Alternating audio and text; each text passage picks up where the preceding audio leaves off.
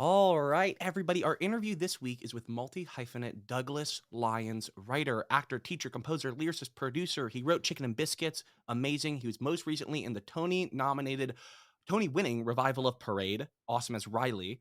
He's done so much. I cannot wait to chat with him for a bit. Douglas, how are you? I'm well. I am full today. Had a really special day yesterday, and so my heart is full. I feel accomplished. I feel alive, Heck and yeah. maybe just a wee bit hungover. Well, it's good to celebrate. Honestly, I was going to bring it up later, but since you brought it up already, you said you had a reading of a new play yesterday, Table 17. I would love to hear all about it. What was it like? Who'd you do it with? What happened? So this new project, Table 17, was commissioned by New Works Provincetown, Mhm. and it. I actually pitched it during, I think it was like summer of 22, and I sort of pulled a pitch out of my bum on Zoom. But I had recently seen this interview. Cut.com does these interviews with exes where these two exes will sit down across from each other Oh, yeah, yeah, yeah. and talk about like, oh yeah, like, do you miss me? And where do you think, our I love know went exactly wrong, what you're etc. talking about. Yeah.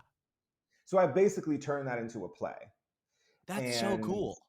yeah, and because there was a black couple that I was watching the episode of, I centered Black love as this narrative to explore. Yeah. And Kara Young, who was just seen in Pearly Victorious, is the star of the play. Oh, yeah. Um, yeah, and we had our first reading in September in P Town, and then we had another reading in December here in the city. And Jeffrey Richards, who's the original producer of Spring Awakening Mhm. and Pearly and American Sun and Porgy and Bess, he came on board because he enjoyed it so much. And so yesterday was our like big sort of to do, and Oh, that's it awesome. was glorious. And Yeah. I haven't seen like I invited a lot of black women because the play is for black women, Mhm. um, and they were in tears. They were really moved, and that moved me. So I'm just in this really That's special so place. cool. But yeah, That's amazing. That's so thank rad. you. I cannot if you would like to send it over after we do this, I would very happily read it. It sounds I will do that. I will do Oh, that. please Yeah, do. it's That a would make my day. it's a cool.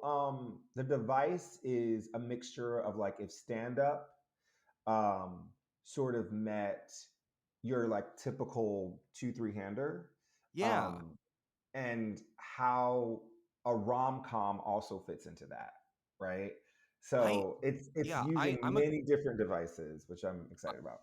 I'm a graduate student down here at West Virginia University, an acting grad, and I just one of the undergrads just wrote a rom-com, and we kinda had a bunch of conversations about how, like, rom-com, I feel like, isn't always on the stage a ton.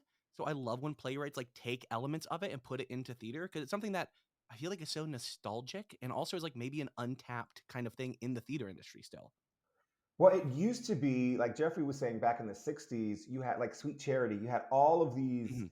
very cute musicals that were about love. And then sort of that Yeah. generation sort of swiped away. I think when Hair arrived and stuff, we went more rock and Uh-huh. um, sort of the secular music started more affecting Broadway music. But yeah, it's old fashioned, but it's fresh because it deals with what love is to explore and how difficult it can be, and it gets messy, but it begs the question: because it happened, can you still celebrate it? That's kind of what the play is That is asking. so cool. I love that. I Yeah.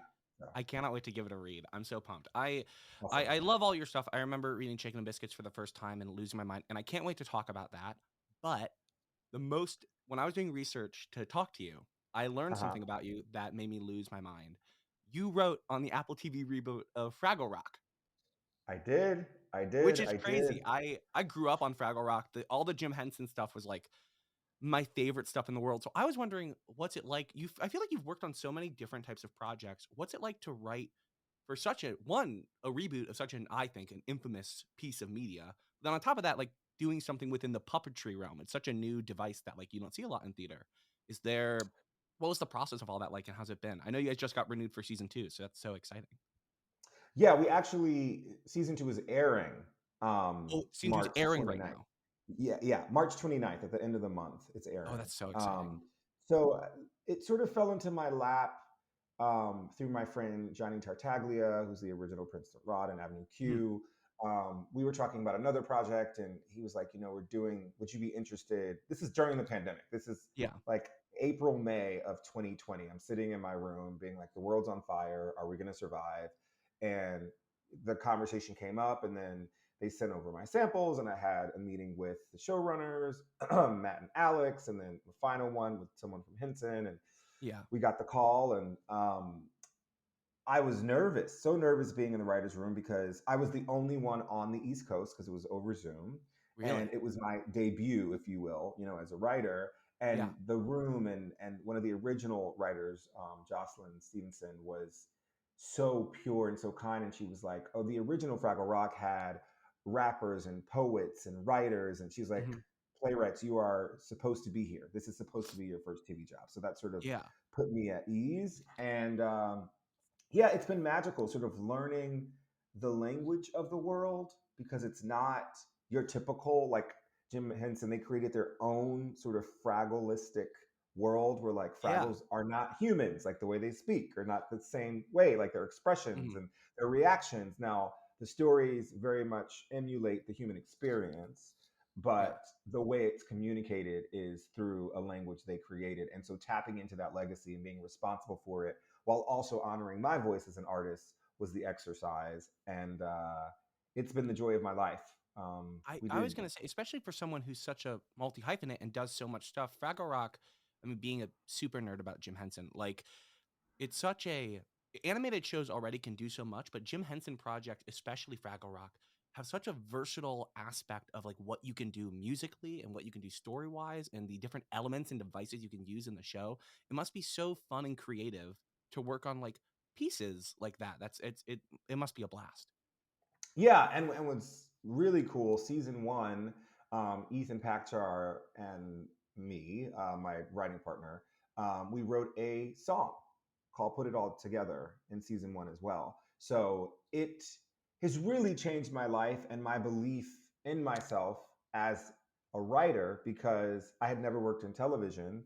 Yeah. And like post Chicken and Biscuits, opportunities and meetings and deals started coming, and Mhm. I had experience because of Fraggle um, to know what that would feel like. And I love a writer's room. Like it's so cool. Like as a playwright, I'm in my office right now. I sit in this room and I talk to myself. I think people think I'm crazy from across the way because I Oh talk yeah. the characters. Like I act out every single syllable to make sure Really? that the scansion is right. Oh yes. Like I've become very pure about the play that like, you know, iambic pentameter was not just something that Shakespeare used, but like how do we use that in contemporary language, Yeah. right? So I will go through every single line to make sure that it feels right. So when I hand the Uh-huh. script to an actor, they really feel that.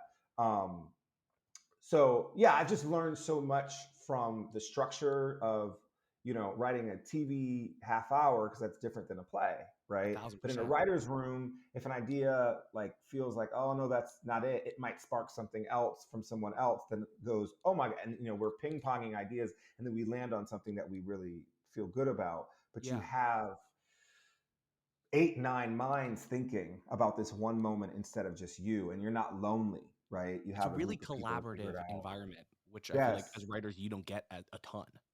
Yeah, and you get to go through your day, you know, with other people, and Yeah. you feel like in a way you've like made a baby together. You know, it takes two to make a Yeah. baby, but then you have nine, and you're all there's a little bit of you. Yeah, the cool thing too is like it may not be your episode, but you pitch a joke that lands up in the episode. So like a little Yeah. piece of you is a part of the entire picture. So yeah, Fraggle has been really awesome. I can't wait to see what season two is. I don't I don't remember even what happens to be honest with you because it was 2 years ago that we finished the room.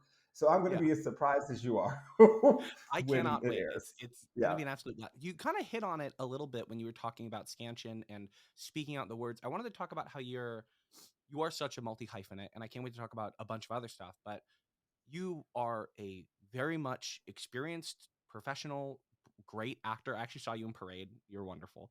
Oh, thank Um, you. but being an actor and like a writer hyphenate, other than like the scansion, I mean, like you can add on to that, please. But what do you think changes in your writing process, being someone who still is someone who goes on the stage on a regular basis and still considers himself a performer? How does that change your writing process and your style? Well, I always want to make sure, as an actor, my actor brain is like, I know when I got a script that is not great, right? I know when the language is not good, the Uh-huh. character doesn't feel thought out, there's no desire or want for me to take a journey to relay, right? And Yeah. so I do a lot of studying of movies and TV shows, and I actually Mhm. bring a lot of that form into my work. Example being, I have this actor musician piece, Bo the Musical. And when I first started writing, it was the first time I would write book for a musical. Yeah. I was watching This Is Us simultaneously. And This Is Us did a lot of supercuts with time, and I Yes. became curious of how time could then affect the theater because like that device is not often used. And Mm-mm. so there's a moment in Bo where there are 5 actors in one scene and they are in 3 different decades, but they're all talking at the same time, right? Whoa. Which is Yeah. something that I found as a result of being like, well, if they could do it on screen, how do I do it on On stage. stage? Yeah. So the curiosity of my actor brain has bled into my writing. Mhm. And then the intentionality of being a Black performer, of growing up, and learning the classics in college, but not always seeing myself represented, has led me to this moment where I'm like, if I have any juice and talent in the writing space, I'm going to write for Black folks. I want to leave a legacy that is not just the typical trauma that the American theater loves to see us in tears and Of course. whipped and down on our luck. But like, Yeah. how does it look when we're loved? How does the stage look when Black love is permeated off the stage and like changing hearts and minds? And what does that feel like? Right. Yeah. So my desires as an actor for the kind of work I would like to see, I started writing it and it freed me and opened up opportunities for people I love. And so that's sort of, I'm oscillating between those two worlds of like what I want No, to that's so see. If cool. it's not And there, I'm going to write it. Yeah. yeah, and you kind of hit on it because I want to talk about Chicken and Biscuits. Obviously, I mean, hilarious comedy. It's brilliant. It was one of the most produced plays in 2022, 2023. What this? I mean, this play is awesome. What do you think about it made the regional theater like landscape and world take it up by storm so hard that year? Like, what do you think? I know you talk a lot about how going away from the expectations in the current theater and writing Black love and writing like that kind of aspect of things. What do you think about Chicken and Biscuits itself made it such a relatable and such a like awesome producible piece of theater that it was all over the country? Okay. Now, I'm also a businessman, right? I think that's a very important part of the hyphenate that people need to know Of course. because we premiered in October, Hmm. late November. Well, we started previews in September. Yeah, September we started previews. We closed in November. Hmm. COVID thing, ticket sales, all this stuff. Totally Yeah. fine. But what I knew, the producer brain, the business brain, was that Yeah. those rights had to become available immediately. Because if Hmm. we waited the entire Broadway season for a potential Tony nomination, which we did not get, and it became licensable the following summer, people will have already had their seasons picked. And Yeah. so I pressed the producers to be like, please, there were theaters already because people had seen it who were like, I want to do it, in South Dakota, in Boston, in Texas, or whatever. And I was like, Yeah. please release the rights. Release the rights. Like they were considering a tour. I'm like, it's probably not going to happen. Release the rights. Like Yeah. release the rights. And they did. And so as soon as they were, released, there was 5 or 6 theaters immediately that already put it in their season That picked it up. for 22, 23. That's so But if smart. I hadn't pressed, it might not have been the second most produced play. Now, to Yeah. the technicality of the play, it represents a sliver of Black life that we don't see in contemporary plays often, Hmm. right? Yeah. There is an absence of racism, right? That's not what the play is about. It's Yeah. really about a family that happens to be Black working their way through their internal issues, the wounds they've been holding on to, letting new family members in, dispelling any ideal of holding up legacy if it does not really align with who you are, queerness. It's this intersectionality of all these things, but with a black family, and Yeah. is a comedy. It's a comedy, Yeah. right? It's And hilarious. comedies don't do as well on Broadway, but I think in the regions, especially emotionally and mentally, with where we are with the pandemic, people wanted to laugh, Yeah. and the play gave them an opportunity to laugh. And That's so, so smart to yeah, use that, like, heat or that fire, like, behind the Broadway run to be like, "Let's get this out right now so people can do it." That's so smart to push that. yeah. Well, because Yeah. sometimes you end up waiting, and the business part of me, like at this very moment, people are solidifying their seasons for 24, 25. you Yeah. know? So, like, we just finished this reading yesterday, and I'm like, okay, hello, because if it doesn't get programmed, unless something drops out, you end up having to wait till 25, 26. Yeah. And the momentum sort of slows down. So I think people saw themselves in the play. There have been a couple theaters, Crossroads in New Jersey, where they had 9 performances, and they like sold out and like were adding seats and stuff. It helped their box office come back, Yeah. and that to me, on an impactful level, is most important. I think the impact is something that I am interested in, not in the accolades. Like, let the Yeah. story bring new people, a new generation, Uh-huh. and new demographic into your local theater. If it's done that, then we've won. That's awesome. That's so, Yeah. so dope. I love the play. I'm so happy it's been produced everywhere. I've been so sad I haven't been able to see it yet. I've like seen it in seasons here and there, and I've always been like I've gotten to town like a week late. So I'm looking for theaters that are doing it this upcoming season. I'm on the hunt to see the play. Where are you again? I'm right outside of Pittsburgh. I'm in West Virginia, right outside of like City Theater and Pittsburgh Public and stuff like that. Yeah, there was a theater out there that did it. Eileen Morris has a theater out there. Oh, I know who you're talking about. Yeah. Yeah, Yeah, I must she have did a missed that production production. there. But yeah, Yeah. I'm very excited. I need to see it very, very soon. But I wanted to end this interview by talking about something that I also had no idea. I had no idea you were a composer lyricist. That's awesome. It totally makes sense that you're working on Fraggle. Um, but one, I want to know where these musical talents came from because it feels like you are a multi hyphenate in the truest form. But then also, I wanted you to talk about your musical polka dots because it makes me so happy. Sticks and Stones is I think it might be on the top of my Spotify Rap at the end of the year because I've been listening to it nonstop. Alex Newell is amazing, and The moment. I didn't even know this show. I didn't know about the show too much, and I was doing research and I found it, and I just listened to the music, and it was awesome. I was wondering, so where'd you get your musical talents, and what's it like writing for that younger audience, even in this other new form? You're writing plays and television, and now musical theater. Like, yeah, what's all that? How has all that been going, and what's it like? So what's interesting is people don't know this, but before I was a playwright and writer, I wrote music. So Really? oh yeah. So I joined the original company of Book of Mormon in 2011 on Mhm. Tony nomination day. It was my first day of rehearsal. That's amazing. And I did that for like 14 months, and I went on the first national. And when Mhm. I arrived for Sitz Probe, this gentleman, Ethan Pakchar, was the guitarist. And I had just been gifted a guitar from my parents, and he was supposed to give me guitar lessons. I didn't want to practice guitar. I was like, I don't want to do this. But I was like, how about you play and I sing? And we started writing songs. Oh. Writing songs became a live album, hashtag Love Live, which you can go on Mhm. all the streaming platforms and hear. And we recorded that fall of 2013 with a bunch of friends. And then we started working on, we got an agent, and he was like, well, you got to write musicals. So we started working on the show 5 Points, which would have its world premiere at Theater Latte Da in 2018. Oh, in Uh, Minneapolis. yeah, yeah, Yeah, yeah. It like I love them. I just saw their the 12 Angry Men musical that they did last year. Yes, yes. Yeah. Oh, that's so Peter cool. Rothstein, who's now at Oslo Rep, was there and directed it, and he's incredible.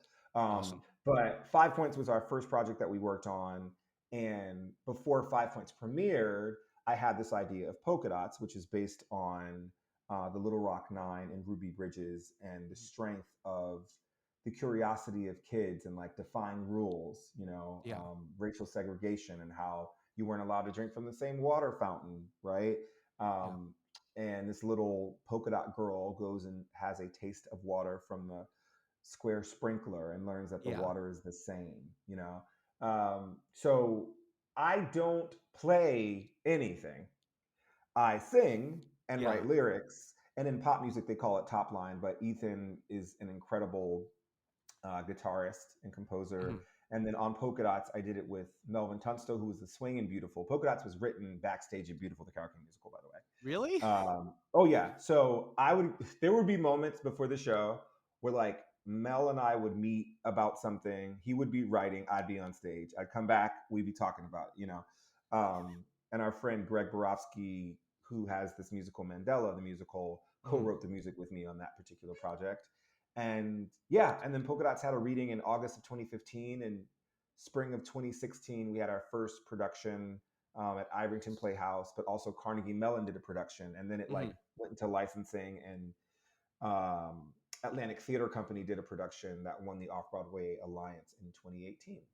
So yeah, it's small and it's for people, and Mhm. Sony Masterworks got behind the music very early on because they believed in what it stood for, and so I could not have predicted all of this, to be honest with you. I did not Yeah. write script for so long. Like I Yeah. didn't write script, any kind of book or script until 2017. So the fact that Really? all of this is, oh yeah, oh no, because I was afraid. I didn't want to suck. I did not want to be horrible at this thing. Absolutely. Um, and I don't have a degree in writing. I have a Mhm. degree in musical theater from the Hart Yeah. School. So it was very unfamiliar to me. But what I've learned is like use what you know and what you got, put it on the page, you know, find your friends who want to read for you, you know, as you develop and go for it. Yeah. And I'm glad I did. I'm very glad I did. I'm glad you did too, and I think a lot of people are. Thank you so much, Douglas, for being on the show. This means the world to me and everybody. Um, everybody go Absolutely. read Chicken and Biscuits. Go see when does Fraggle come out in March? March 29th. It's the same day as Beyonce's album. So there's a lot of competition, but you A can lot play of the album competition. and then turn on Apple TV. Okay. That's amazing. Thank you so much, Douglas. Thank you so much. Thank you, Justin.